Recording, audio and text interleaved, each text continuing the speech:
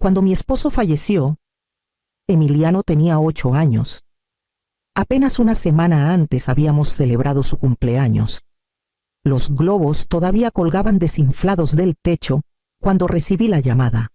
Un infarto, repentino, sin aviso. En un momento estábamos planeando un fin de semana en el campo, y al siguiente le explicaba a un niño por qué su papá no volvería a casa. Recuerdo esa noche, sentados en el suelo de la cocina, sosteniendo sus pequeñas manos entre las mías, prometiéndole que estaríamos bien, aunque no tenía idea de cómo lo lograríamos. No éramos ricos. Javier tenía un seguro de vida, pero no era gran cosa. Volví a trabajar a tiempo completo en la Biblioteca Municipal de San Isidro. Tomé turnos de fin de semana en el mostrador y aprendí a estirar 1 kilo de carne molida para que rindiera 4 comidas. Emiliano nunca vio la lucha. Ese era el punto. Tenía sus tacos de béisbol, clases de piano y frenos cuando los necesitó. Nunca le conté de las noches que me salté la cena para que él pudiera repetir. No quería que creciera sintiéndose menos. Consiguió una beca para la Universidad Estatal en Querétaro, pero yo cubrí los faltantes. Quería estudiar ingeniería, así que pagué tutorías cuando las matemáticas se le complicaron. Cuando su viejo sedán se descompuso en el 2.º año, firmé como aval para un préstamo y pagué la mitad de las mensualidades cuando él no podía. Me decía a mí misma que eso era ser madre. Eso hacías cuando querías a alguien más que a ti misma. Pero en algún momento, Emiliano empezó a decir cosas que se me quedaron grabadas, comentarios al aire, como piedritas que lanza uno sin pensar, pero que pesaban en mi pecho. Me debes por todo lo que has invertido en mí. O no me criaste para dejarme caer. Al principio, me reía. Estaba cansado, estresado, bromeando. Pero las palabras se volvieron más frecuentes y el tono se endureció con los años. No dijo gracias cuando lo ayudé con el enganche para su boda. Dijo, solo estás haciendo lo que los padres deben hacer. Me tragué eso también. Años después, cuando me llamó para invitarme a cenar con esa voz tranquila y dijo, tenemos buenas noticias. No imaginé que estaba entrando a una habitación donde el amor se había convertido en una deuda. La primera vez que conocí a Valeria, me dio la mano como si fuera una entrevista de trabajo. Amable, firme, pero distante. Me llamó señora 2 veces antes de que le pidiera que solo me dijera Marcela. Sonrió. Dijo que claro. Y 5 minutos después volvió a decir señora. Me dije que solo estaba nerviosa, que era formal. No todos se abren de una. Ella era astuta, ambiciosa, siempre pegada al celular, contestando correos con frases cortantes mientras asentía en las conversaciones. Emiliano estaba encandilado. La miraba como si ella tuviera las respuestas de un examen para el que nunca estudió. Y yo lo intenté. De verdad lo hice. La invité a cenas familiares.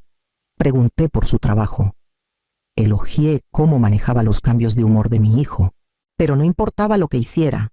Siempre me sentía como un pensamiento tardío. En un día de Acción de Gracias, llevé mi cazuela de camote. Era la favorita de Javier, y también de Emiliano cuando era pequeño. Valeria la miró y dijo, «¡Ay!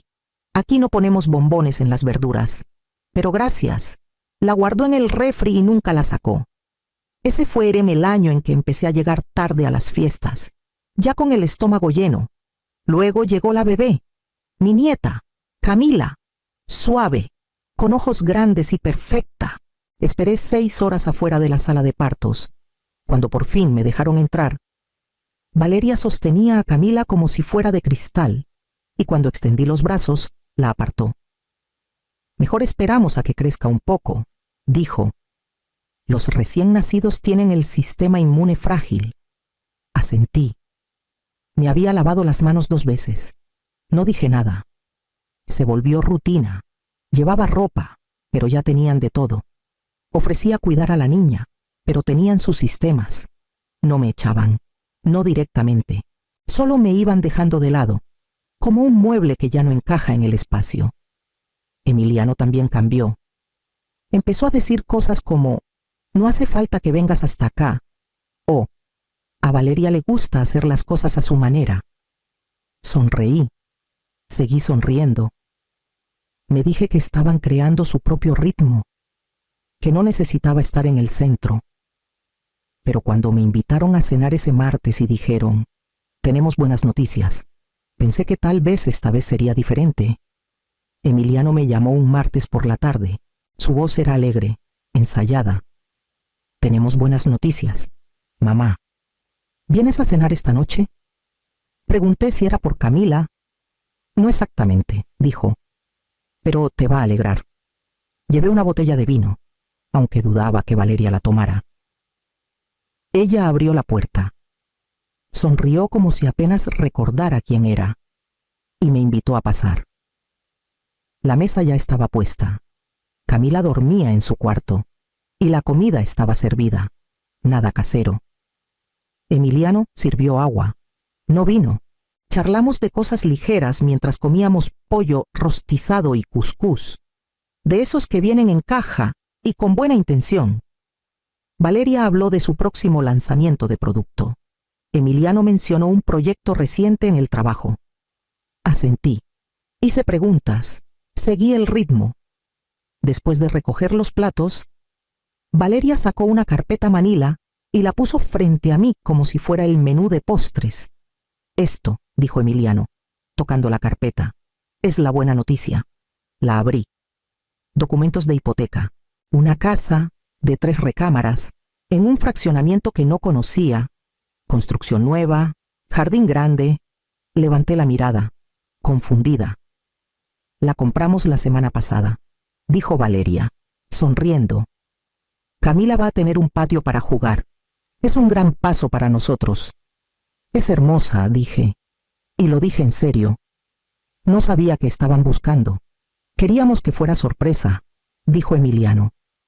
Usamos nuestros ahorros para el enganche, pero nos falta para las mensualidades los primeros años. Ahí es donde entras tú.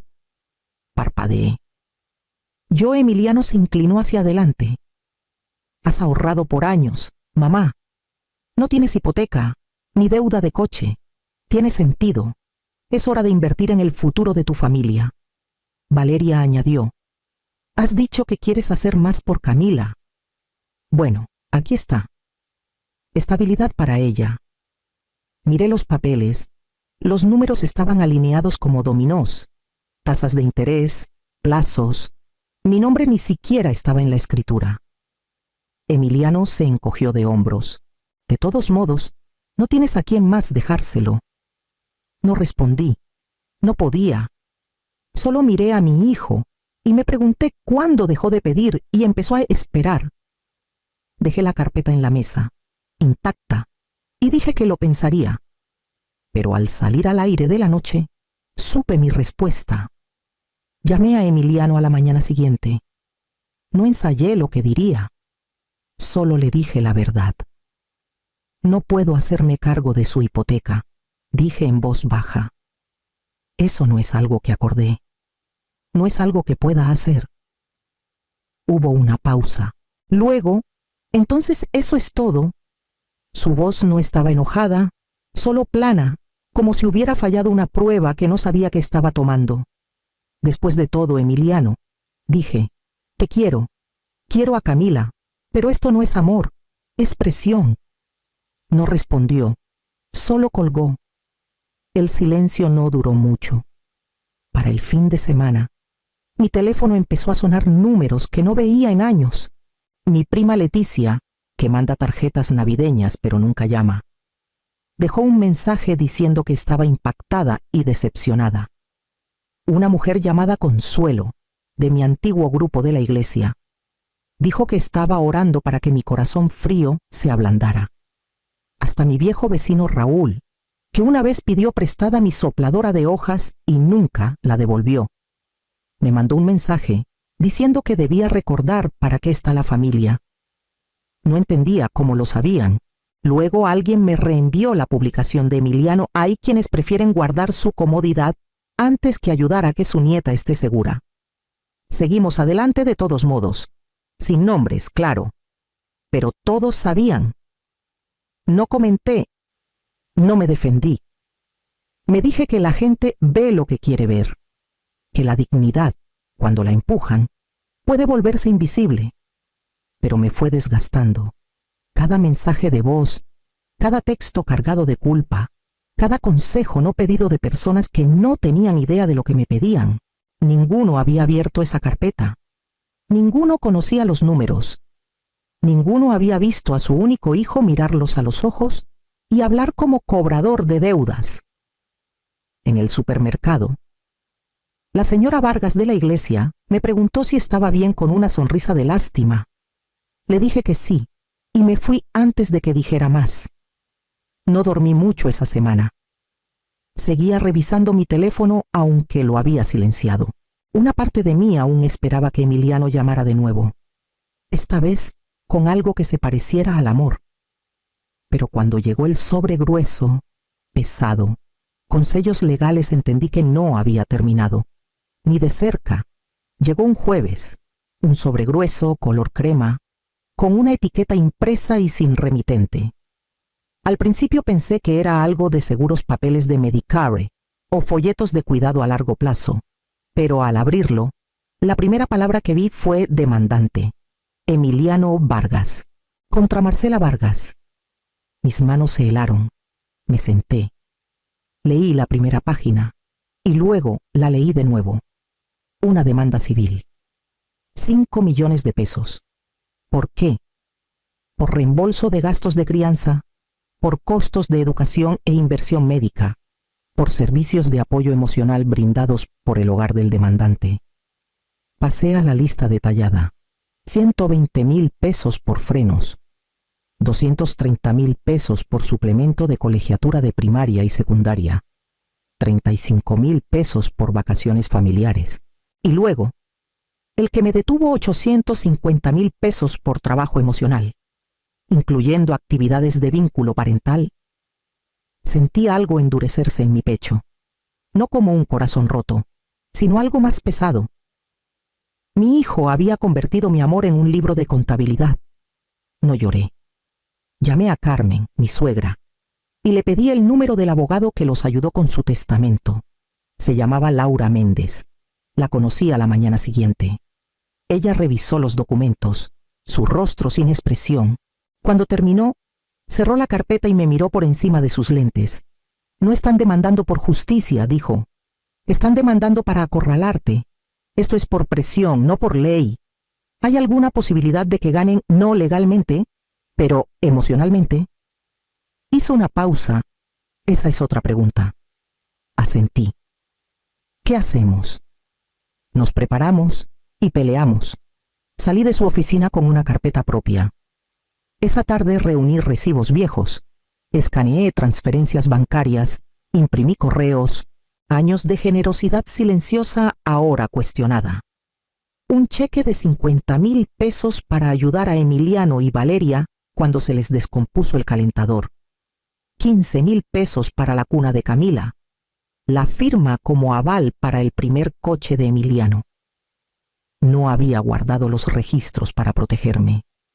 Los guardé porque una parte de mí creía que el amor debía dejar un rastro.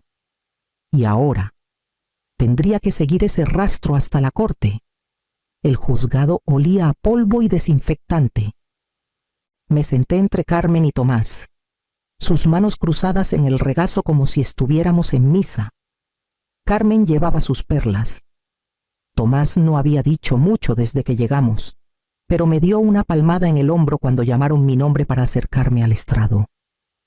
Emiliano estaba en la mesa opuesta con Valeria a su lado. Llevaba el traje azul que le ayudé a comprar para su primera pasantía. Reconocí cómo jalaba las mangas, siempre lo hacía cuando estaba nervioso, pero su rostro estaba duro, concentrado. El juez Ramírez era canoso, con los lentes bajos en la nariz, su voz baja, pero cortante. No perdió el tiempo. Señor Vargas, comenzó, revisando los documentos. Usted reclama que su madre le debe una compensación económica por criarlo. Por los recursos que invirtió en mí. Sí, respondió Emiliano con calma.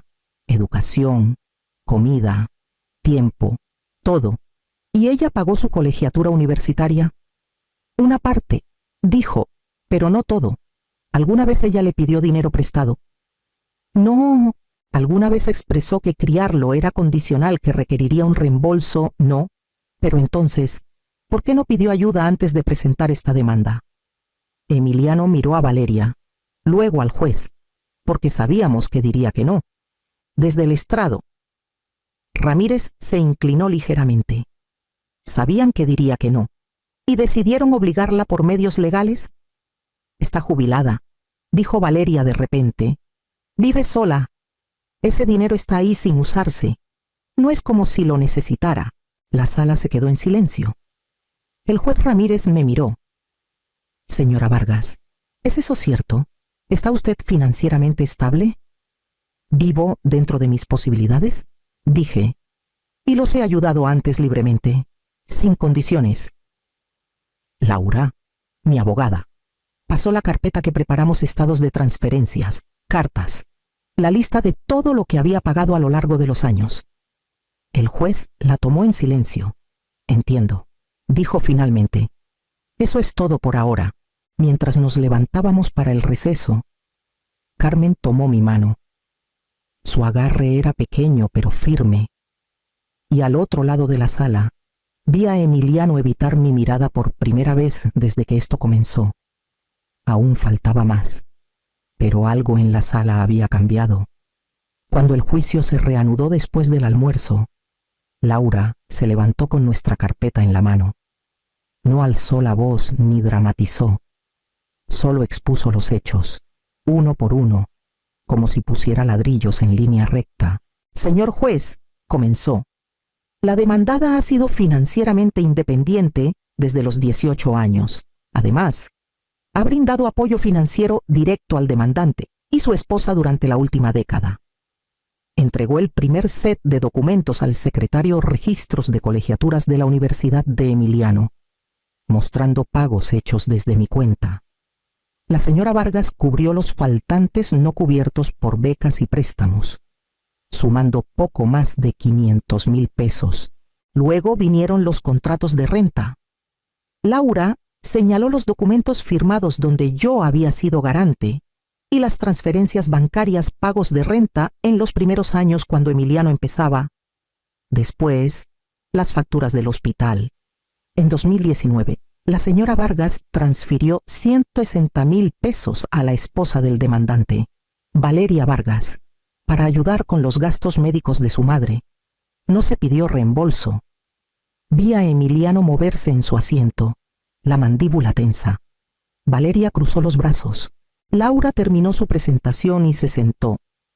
Entonces el juez me miró. Señora Vargas, ¿quiere decir algo?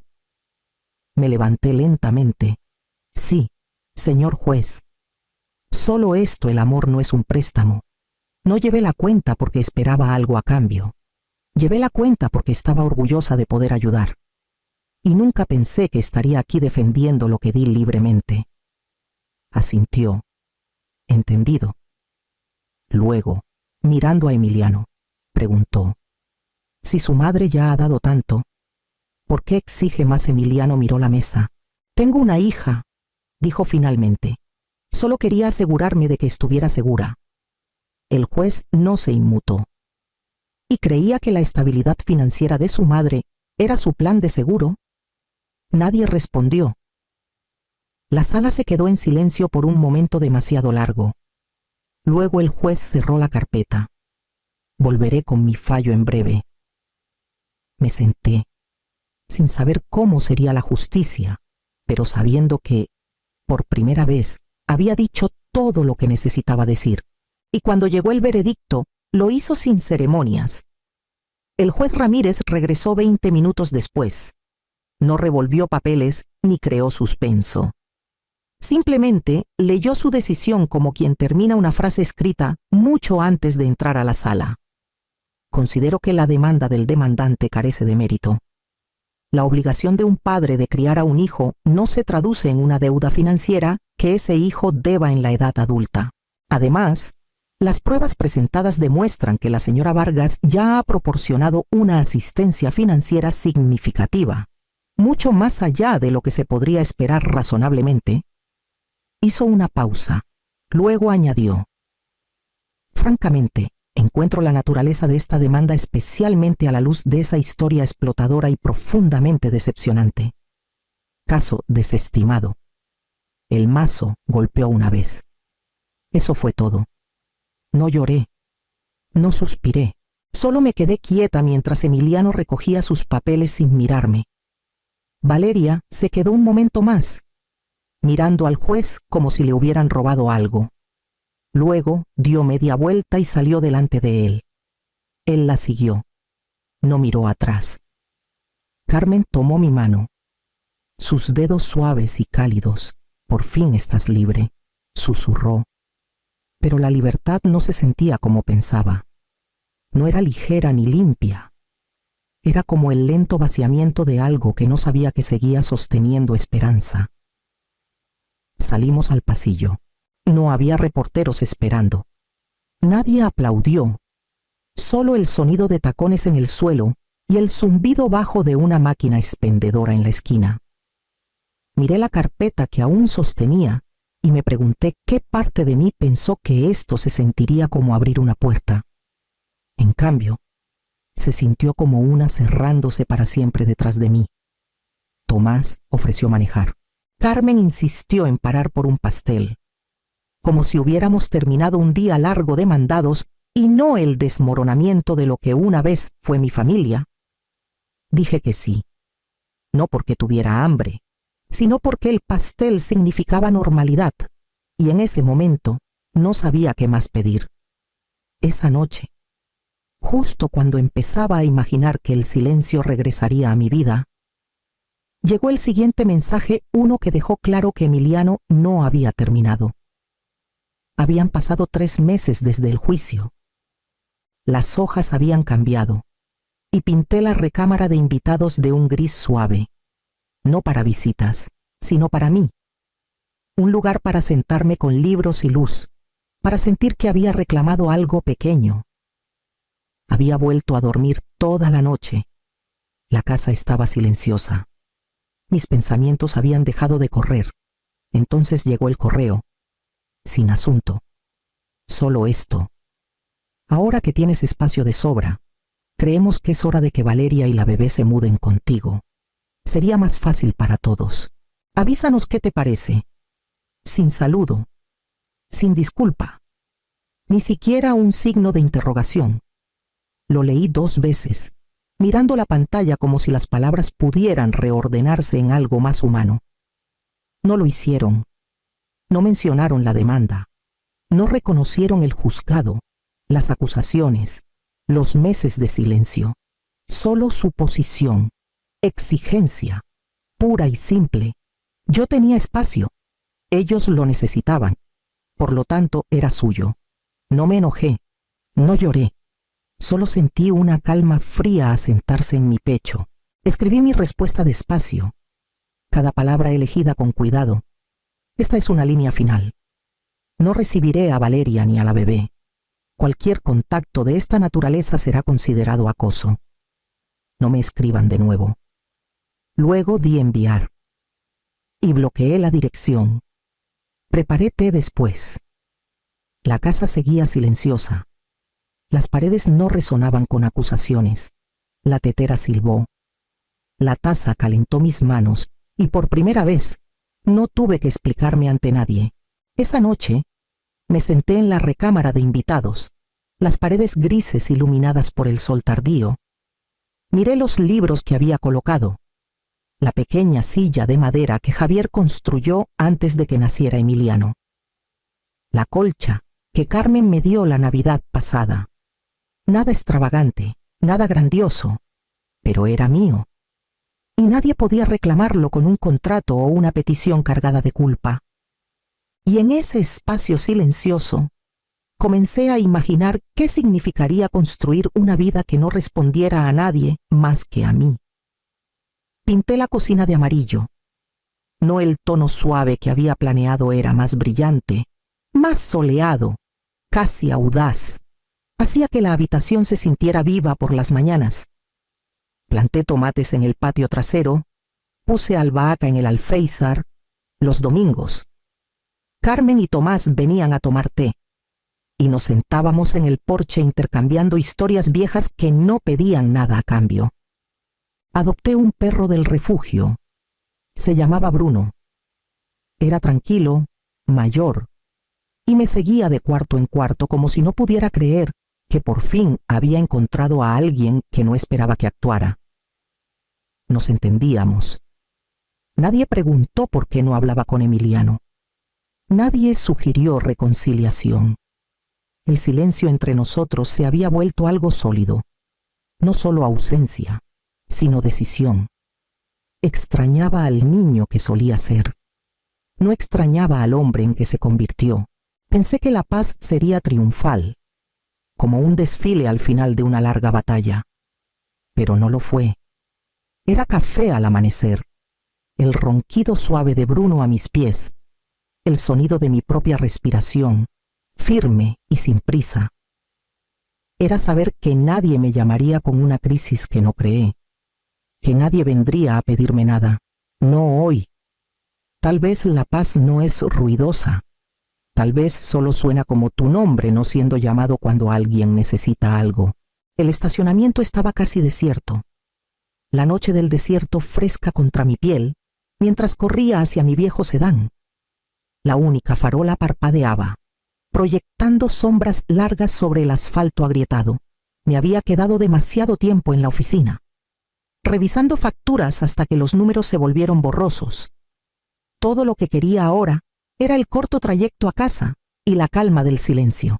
Al abrir la puerta del coche, no noté de inmediato que alguien ya estaba dentro. En el instante en que me senté al volante, una mano pequeña se presionó con fuerza contra mi boca. Mi corazón dio un vuelco. Estaba a punto de gritar cuando vi quién era mi sobrina, Amalia. Sus ojos estaban muy abiertos, su pequeño pecho subía y bajaba como si hubiera corrido kilómetros. No digas nada, nos están escuchando, susurró. Sus palabras apenas un aliento contra mi oído. Me quedé helada. La confusión se mezcló con el miedo. Amalia solo tenía 10 años, normalmente alegre y juguetona. Pero ahora su rostro llevaba una sombra que nunca había visto. Retiró su mano lentamente, aunque sus dedos aún temblaban. Amalia, logré decir con la voz temblorosa, ¿qué haces aquí? No respondió de inmediato. En cambio, señaló hacia el alto edificio de oficinas que acabábamos de dejar. Las ventanas superiores brillaban débilmente, cuadrados amarillos contra la oscuridad. Tras el cristal, 2 figuras permanecían: Elvira Mondragón, mi cuñada, y Salvador Ortiz, el abogado de la familia. Sus cabezas estaban inclinadas, sus movimientos bruscos, deliberados. Han estado hablando de ti, dijo Amalia, su susurro quebrándose. Los escuché antes de que me vieran. Mi pulso retumbaba en mis oídos. El encanto de Elvira siempre había ocultado un filo que intenté ignorar, pero escuchar sospechas de la boca de una niña lo hacía real. Apreté con fuerza el volante, aunque no encendí el motor. El silencio a nuestro alrededor se volvió pesado, y de repente, el estacionamiento ya no parecía un lugar seguro. Seguí la mirada de Amalia hacia esas ventanas brillantes, el temor deslizándose en mi estómago mientras la noche se volvía más fría. Me deslicé más abajo en el asiento, jalando suavemente a Amalia conmigo. El brillo de las ventanas de la oficina se derramaba en el estacionamiento como ojos que no parpadean. Desde este ángulo aún podía ver la silueta de Elvira, sus manos moviéndose como si cortaran el aire mismo. A su lado, Salvador se inclinaba, su postura rígida y cautelosa. Dime exactamente qué escuchaste, susurré, intentando estabilizar mi respiración. Amalia apretó las rodillas contra su pecho. Estaban en el pasillo. Yo estaba escondida detrás del carrito de suministros. Elvira dijo que firmarías los papeles cualquier día de estos. Y luego Salvador dijo, una vez que firme, se duerme. Su voz se quebró en la última palabra.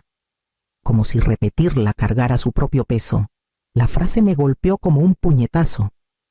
La miré, deseando creer que había escuchado mal, que su imaginación había tejido miedo en palabras, pero no había nada fantasioso en su rostro. Sus ojos eran claros, pozos oscuros que guardaban demasiado conocimiento para una niña. Tragué saliva con fuerza. ¿Te vieron? Negó con la cabeza rápidamente. No. Corrí antes de que volvieran, pero tía Elvira seguía diciendo que tenía que pasar pronto. Sentí el temblor comenzar en mis manos, extendiéndose por mis brazos. Elvira siempre sonreía con demasiada dulzura. Siempre me llamó querida Yolanda con un toque de condescendencia, pero nunca imaginé algo tan deliberado, tan cruel. Las ventanas de la oficina brillaban más, como si se burlaran de mí. Cada movimiento en las sombras tras el cristal parecía prueba de que algo había cambiado, que mi lugar en esta familia estaba siendo reescrito sin mi consentimiento. Los pequeños dedos de Amalia se deslizaron en los míos y me di cuenta de que ahora era ella quien me estabilizaba. No parecía una niña inventando historias. Parecía alguien cargando una verdad demasiado pesada para llevar sola. Apreté su mano con más fuerza, mis pensamientos ya corriendo hacia lo que debíamos hacer a continuación. Giré la llave, el motor ronroneó bajo y salimos del estacionamiento sin encender los faros hasta llegar a la carretera principal. Mis manos apretaban el volante con demasiada fuerza, la piel alrededor de mis nudillos estirada y pálida. Amalia permanecía en silencio a mi lado, sus pequeños hombros encorvados, los ojos fijos en las farolas que pasaban. Ninguna de las dos miró hacia atrás al edificio. En lugar de ir a casa, seguí manejando hasta que el brillo de un diner en la carretera apareció, su letrero de neón zumbando contra la oscuridad. Estacioné bajo una luz parpadeante y guié a Amalia adentro. El lugar olía a café fuerte y grasa de tocino. Casi vacío salvo por un camionero en el mostrador, nos deslizamos en un reservado. Y pedí un café para mí y leche caliente para ella. Cuando la mesera se fue, Amalia se inclinó hacia adelante. Dijeron que se trataba de papeles, algo llamado transferencia. Elvira le dijo a Salvador que confiarías en ella lo suficiente para firmar sin hacer preguntas. Sus palabras rasgaron mi memoria. Apenas la semana pasada, Elvira se había inclinado sobre mi mesa de cocina con esa sonrisa melosa, insistiendo en que un poder notarial ayudaría a que el negocio funcionara sin problemas mientras mi hijo viajaba. Lo llamó inofensivo, rutinario. Me había sentido inquieta entonces, pero dejé que su encanto cubriera mi duda. Ahora las piezas se afilaban como vidrio. Amalia dudó antes de añadir. También vi un sobre en la mesa del catering. Estaba marcado como suplementos. Elvira lo tomó cuando pensó que nadie la veía. Mi estómago se apretó. Suplementos. La frase de antes, una vez que firme, se duerme de repente, se sintió literal. Miré el café humeante frente a mí, el olor amargo secándome la boca. La mesera dejó la leche y Amalia la tomó con ambas manos. Sus ojos nunca dejaron los míos. Tía Yolanda, ¿están planeando algo? ¿Verdad? Extendí la mano sobre la mesa, cubriendo sus dedos temblorosos con los míos. La ansiedad me presionaba desde todos lados, convirtiéndose en un temor que ya no podía ignorar. Supe entonces que ir a casa no era una opción, y el silencio entre nosotras cargaba el peso de lo que ambas temíamos que vendría después. Para cuando dejamos el diner, el horizonte apenas comenzaba a aclarar.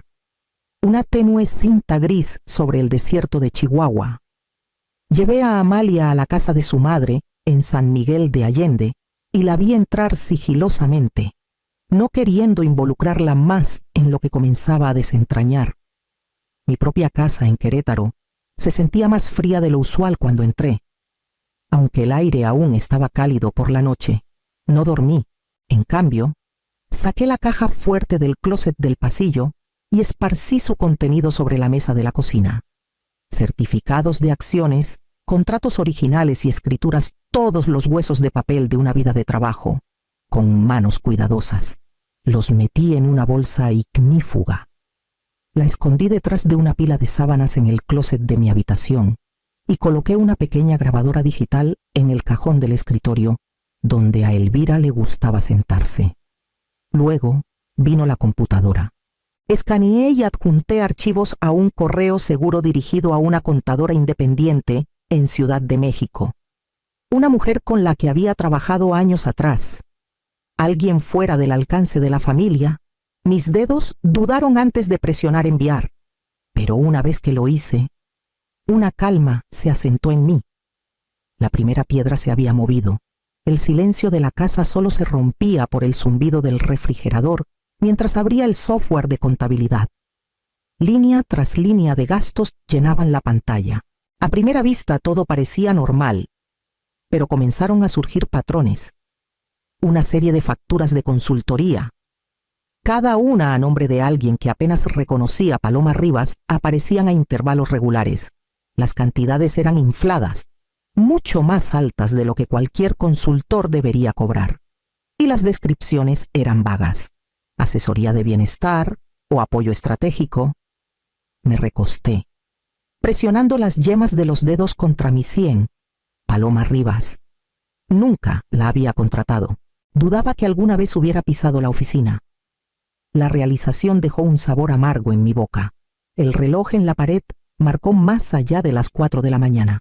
Tomé mi teléfono y escribí un mensaje a Fermín Castillo, el exdirector de operaciones que se fue abruptamente tras varios enfrentamientos con Elvira. Fermín, necesito verte. Algo no está bien. Llámame cuando puedas. Dejé el teléfono. El peso del agotamiento presionando los bordes de mi mente. Pero seguí mirando la pantalla hasta que el mensaje mostró entregado.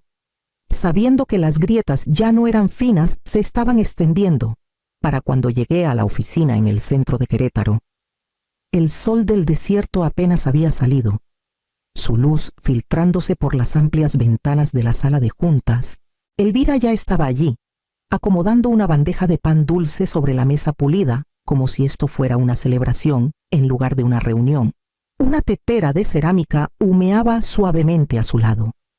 El aire lleno del aroma a manzanilla y algo más fuerte debajo. «Yolanda, querida», dijo cálidamente, su voz goteando dulzura ensayada. Pensé que podríamos desayunar en familia antes de que el día nos arrastre.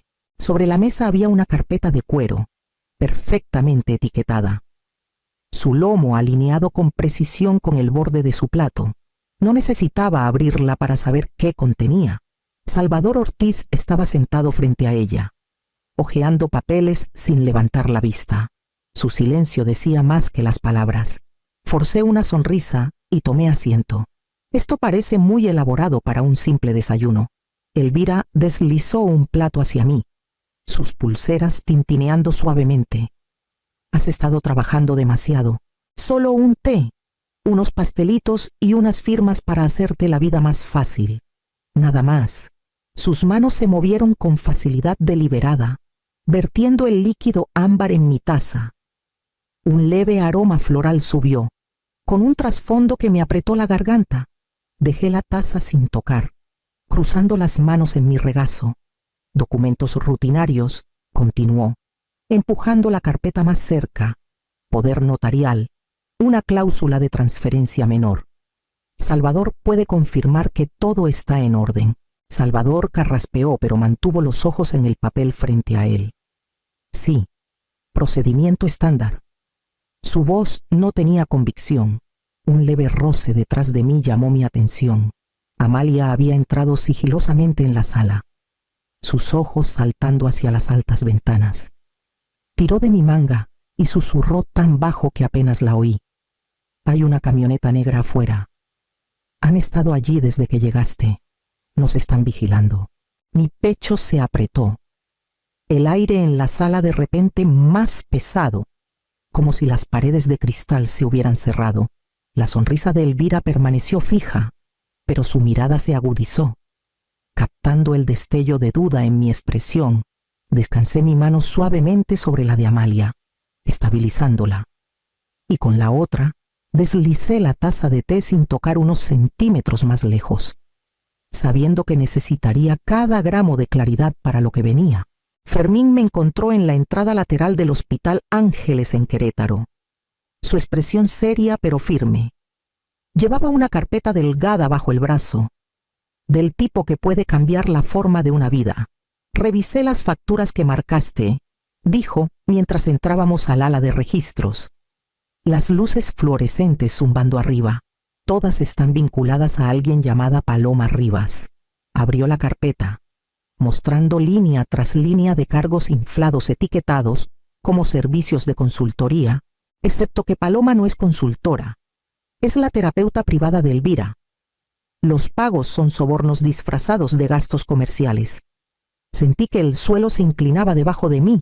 Elvira no solo estaba moviendo papeles, estaba financiando sus planes a través de una red de mentiras. Todo cuidadosamente escondido en las cuentas de mi empresa. Pero otro nombre seguía surgiendo en mi mente: Florencia Vega. Había estado a mi lado durante años, manejando mi agenda, organizando cada detalle. Últimamente, sus ojos evitaban los míos más de una vez. Susurré el pensamiento en voz alta, casi contra mi voluntad. Florencia debe haberles ayudado. Fermín dudó. No estaría tan seguro. Antes de que pudiera presionarlo, la propia Florencia apareció al final del pasillo, aferrando una tabla de apuntes contra su pecho. Parecía más pequeña de lo que recordaba. Su rostro pálido, sus labios temblando al vernos. Lo siento, soltó. Su voz quebrándose. No quería. Elvira dijo que si no hacía lo que me pedía, la visa de mi hermano sería revocada. Lo deportarían en semanas. Las lágrimas brotaron en sus ojos, derramándose por sus mejillas. Solo le di acceso al sistema de horarios. Juro que nunca toqué las cuentas. Las palabras me atravesaron, no como una traición, sino como una herida compartida. La conmoción se mezcló con la compasión. No era una conspiradora. Era otra pieza en el tablero, acorralada por la crueldad de Elvira. Fermín puso una mano en mi brazo. Firme pero urgente. Es Elvira. Yolanda. Siempre Elvira. No puedes gastar tu fuerza en el enemigo equivocado. Asentí lentamente, mi pecho apretándose. La verdad, asentándose pesadamente dentro de mí, mientras me daba cuenta de que la batalla que venía era mucho más peligrosa de lo que me había permitido creer. La tormenta llegó rápido, haciendo temblar las ventanas de la habitación de Amalia y llenando el aire con el olor a lluvia. Me senté al borde de su cama en San Miguel de Allende, viéndola retorcer el borde de su cobija entre dedos nerviosos. Sus ojos se desviaban hacia la puerta como si temiera que alguien estuviera escuchando. Incluso aquí. Tía Yolanda, susurró, inclinándose más cerca. Tomé algo. De debajo de su almohada, sacó una memoria USB, su mano temblando mientras la ponía en la mía. Lo copié de la laptop del señor Ortiz mientras hablaba con tía Elvira. Parpadeé, sorprendida por el peso de lo que acababa de confesar. Amalia, podrían haberte atrapado. Lo sé, dijo. Su voz apenas más alta que la lluvia afuera. Pero necesitabas verlo. Los escuché decir que iban a esconder el borrador allí. Deslicé la memoria en mi laptop. Mi pulso acelerado. Un documento se abrió casi de inmediato, un memorándum de transferencia, otorgando autoridad total a Elvira en caso de mi incapacidad temporal. Mi aliento se detuvo ante la frase. Incapacidad no era un accidente, era premeditado. Antes de que pudiera procesar las palabras, Amalia tocó mi brazo. Hay más. También grabé algo. Sacó su tableta. Su pulgar dudando antes de presionar reproducir. El audio crepitó. Luego se aclaró con la inconfundible voz de Elvira. Ella firma, y nosotros manejamos el resto. El sonido vació mi pecho. Miré a mi sobrina, esta niña que había arriesgado todo para entregarme la verdad. Sus labios temblaban, pero sus ojos eran firmes, más valientes de lo que podría haber esperado de alguien tan joven. Cerré la laptop suavemente y la atraje hacia mis brazos. sosteniéndola fuerte mientras la tormenta afuera golpeaba la casa. El plan de Elvira ya no era un rumor o una sospecha, estaba documentado, grabado, innegable, y ahora que la evidencia estaba en mis manos, no había vuelta atrás. La sala de juntas olía ligeramente a pulidor de limón. La larga mesa de caoba brillando bajo las luces del techo. Entré con Fermín a mi lado y Adelaida Torres un paso atrás. La autoridad silenciosa de la jueza retirada llenaba la sala sin necesidad de palabras. Los inversionistas estaban dispersos a lo largo de la mesa. Sus expresiones corteses, curiosas. Elvira ya estaba sentada en la cabecera. Salvador Ortiz cerca con una carpeta perfectamente colocada frente a él. «Yolanda», saludó Elvira, su voz suave como siempre. «Qué bueno que pudiste venir. Todos hemos estado esperando. Hagamos esto fácil». Alcanzó la tetera a su lado, vertiendo un chorro de líquido dorado en una taza de porcelana. «Manzanilla con raíz de valeriana. Calmará tus nervios». La deslizó hacia mí. Su sonrisa tan brillante como si estuviéramos en un brunch. Envolví mis dedos alrededor de la taza, pero no bebí. En cambio, dejé que mi mirada se deslizara hacia la carpeta. «¿Documentos rutinarios?», pregunté. Salvador carraspeó. «Sí, transferencia de autoridad estándar. Una salvaguarda». En realidad, sus ojos permanecieron bajos, sin encontrar los míos. Fermín se inclinó hacia adelante. Qué curioso que esas salvaguardas siempre parezcan beneficiar a la misma persona. La sonrisa de Elvira titubeó por un segundo. Luego regresó, más afilada esta vez. «Yolanda, por favor. Todos queremos lo mejor para ti». Dejé la taza con cuidado, mis manos firmes. «Entonces no les importará un poco de transparencia». Con un gesto, señalé la pequeña luz roja parpadeando en la esquina de la sala. Las cámaras estaban encendidas, y en la pantalla al final de la mesa, el rostro silenciado de un abogado externo cobró vida, conectado a través de un video seguro. «Esta reunión está siendo observada», dije con calma. Cada palabra grabada. Los labios de Elvira se apretaron, su encanto ensayado resbalando mientras se recostaba en su silla. Sus ojos se dirigieron con filo hacia Salvador, quien se movió incómodo, sus dedos temblando cerca de la carpeta. Los inversionistas intercambiaron miradas, murmullos recorriendo la sala. El escenario que había construido ya no estaba bajo el control de Elvira, y podía sentir la tensión creciendo mientras ella preparaba su próximo movimiento. Deslicé la memoria USB en el puerto, y los altavoces se llenaron con la voz de Elvira, fría y clara ella, firma. Y nosotros manejamos el resto. La sala se quedó inmóvil. La sonrisa de Elvira no regresó esta vez. En cambio, se inclinó hacia adelante, su tono cortante. «Yolanda ha tenido episodios. Todos han visto su agotamiento. No está bien. Esta paranoia solo lo demuestra». Metí la mano en mi maletín y coloqué un sobre sellado sobre la mesa. Evaluaciones independientes de mi médico, sin impedimentos, sin episodios.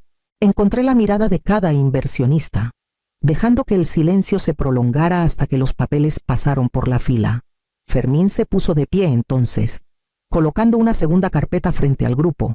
«Aquí están los registros de pagos, transferencias enviadas a Paloma Rivas, la terapeuta privada de Elvira, disfrazadas como facturas de consultoría, infladas y no autorizadas». Florencia, pálida y temblorosa al final de la mesa, finalmente habló. Ella me obligó. Dijo que si no ayudaba, mi hermano perdería su visa. Solo le di acceso, nunca toqué las cuentas. Sus ojos se llenaron de lágrimas mientras me miraba. Elvira golpeó su palma contra la mesa. «Una vez que firme, se duerme». Las palabras escaparon antes de que pudiera detenerlas. Salvador se estremeció, su rostro palideciendo, como si la confesión hubiera arrancado el suelo debajo de él. La voz de Adelaida cortó el caos, firme y dominante. «Basta. Esta junta ya no es segura bajo la influencia de Elvira. Recomiendo la suspensión inmediata pendiente de investigación». La voz del abogado de los inversionistas siguió desde la pantalla, firme y decisiva. Estoy de acuerdo. Que conste en actas una moción para suspender y auditar sin demora. Mientras el peso de sus palabras se asentaba en la sala, sentí la verdad golpearme por completo. Elvira no había planeado marginarme por una semana o un mes. Quería silenciarme para siempre, tomar mi firma y borrar mi voz. La realización dejó mis manos firmes por fin, listas para lo que viniera después. El café en el patio de San Miguel de Allende estaba tranquilo en la tarde.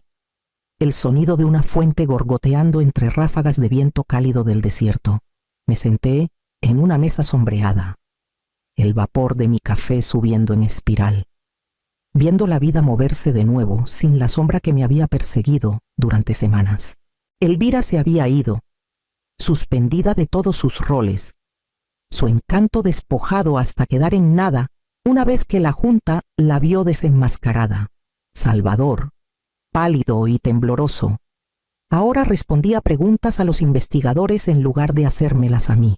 Florencia, por fin libre de las garras de las amenazas, había sido puesta bajo protección para el caso de su hermano, y Fermín, firme como siempre, había tomado el asiento al frente de las operaciones, el lugar que Elvira intentó robar.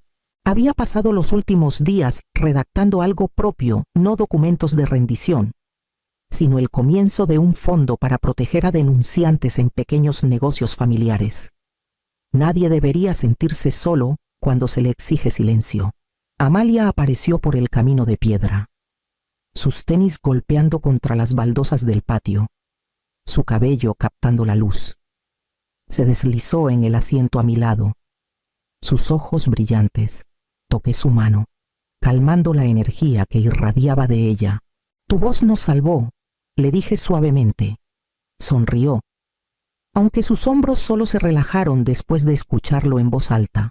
Nos sentamos juntas, compartiendo un plato de pan dulce, mientras la fuente burbujeaba suavemente detrás de nosotras. El alivio me inundó, pero no pasividad. Durante años, pensé que el silencio mantenía la paz. Ahora sabía que también podía ser una jaula.